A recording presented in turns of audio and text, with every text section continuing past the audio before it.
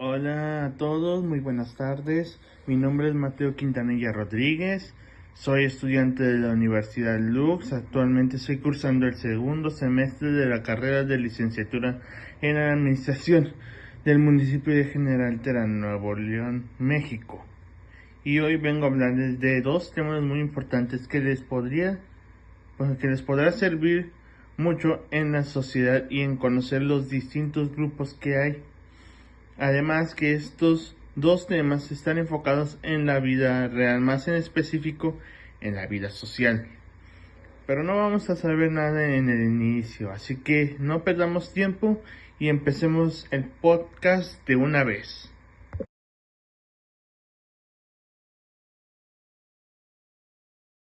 Primero lo primero, empezaremos con el tema 1, que son los principios de socialización, que es el más importante sobre la socialización. Por lo que entendemos de este tema es que la socialización es el proceso mediante el cual los individuos pertenecientes a una sociedad o cultura aprenden e interiorizan un repertorio de normas, valores y formas de predecir la realidad.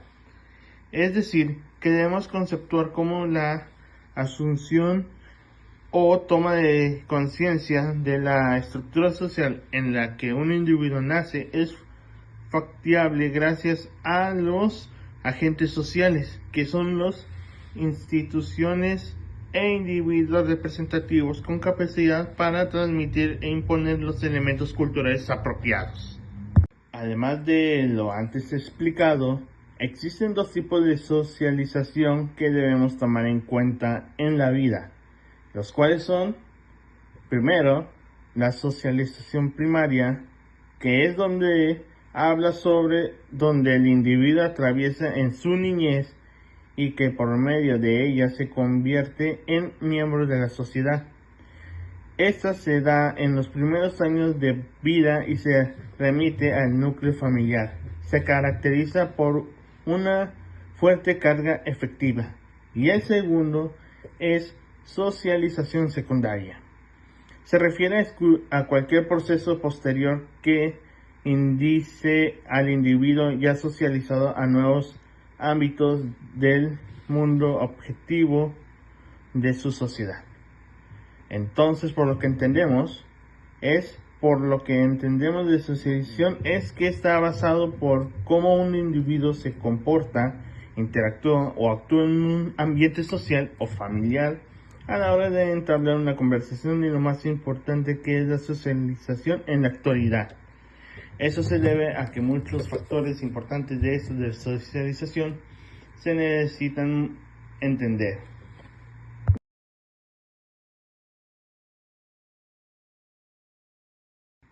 Ahora hablaremos del segundo tema, que es el conocimiento de los grupos, o también conocido como los tipos de grupos. Es otro factor importante que está plasmado en la sociología y en el ámbito social. Pero lo importante ahora es conocer los distintos grupos que hay en todos lados y conocer las funciones de los grupos que hay hoy en día. No perdamos más tiempo y empecemos de una vez. Los grupos.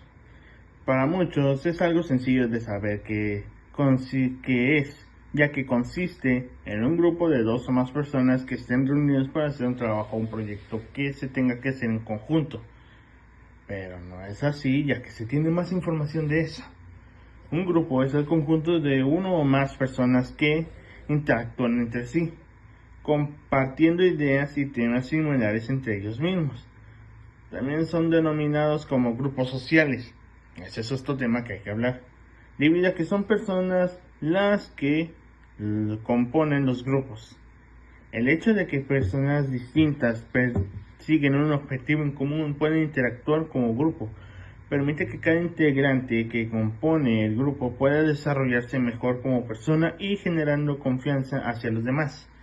Aparte de eso, hay grupos donde sus integrantes tienen pensamientos distintos, con una que tal vez sea por su ya sea religión o por su cultura, y puede ocasionar conflictos entre los mismos integrantes por no pensar bien lo mismo, porque uno está hablando de una cosa, pero otro está hablando del mismo tema, pero muy distinto. Pero interactuando palabras, poco a poco, como vaya pasando el tiempo, empiezan a ganarse confianza y conocerse mejor, así evitando cualquier problema entre interacciones de grupos. Vamos por otro punto que también es importante, que hay que aprender. Existen muchos tipos de grupos que hay, pero según el tipo de relación en las que están conformados, los integrantes de grupos son muy distintos, ya que hay muchos grupos que ya sea formales o informales, eso dependiendo no solo por la persona, sino cómo se están llevando a cabo su comportamiento. El número 1, grupos primarios. Son aquellos grupos donde los integrantes que lo conforman tienen una relación muy cercana entre ellos, los cuales se basan en confianza y afecto. Se podría decir que son como personas que se conocen y que forman un grupo entre ellos mismos, como a un amigo y otro amigo que son conocidos desde hace tiempo, forman un grupo entre ellos mismos y así se hacen los grupos primarios. Grupos secundarios. Son aquellos grupos que se conforman para seguir un objetivo común y colectivo, pero de forma menos natural y voluntaria, ya que su formación puede basarse en reglamentos o estatus. Este es muy curioso. En los grupos secundarios más o menos se basan en seguir el objetivo principal de hacer el trabajo. No interactúan entre ellos mismos, solo se juntaron para cumplir con el objetivo o con el reglamento de acabar un trabajo que se les pide. El otro grupo se llama grupos de referencia. Son aquellos grupos a los que no se pertenece, sino a los que se quiere pertenecer y hacer parte de ellos por lo que representan y generan. El individuo que quiere unirse a él se rige por los estamentos del mismo, es decir, que son una persona que quiere estar en ese grupo, hace lo posible para estar en ese grupo. Aunque aquellos del grupo no lo quieran, él intenta de todas formas hacerlos convencer de que él se una a ellos. Grupos de pertenencia, ese es el siguiente. Es aquel grupo en el que un individuo es reconocido claramente como integrante y que hace parte del mismo de manera activa. Ese es más o menos, por así decirlo, que es que si ya está ahí, ya está ahí. No se puede cambiar. No se puede cambiar a otro grupo porque ya está en ese grupo y debe mantenerse de manera activa en los trabajos. Grupos formales. Son comunidades bien estructuradas, orientadas hacia un objetivo común, basándose en comportamientos y reglamentos. Los grupos informales. Son aquellos grupos en los que no hay una estructura formalizada, sino que sus miembros se unen principalmente por lazos de amistad y simpatía. Se refiere a la formación de grupos que son más o menos, por así decirlo, que no se unen porque debe ser porque ese es bueno, porque el otro es más inteligente. Se unen por lazos de amistad, o sea, como amigos. No son así como con reglamento y todo eso. Se unen entre amigos porque sí, no porque quieran, porque el otro es inteligente o porque este es bueno. No, se unen porque tienen un lazo de amistad. Grupos abiertos.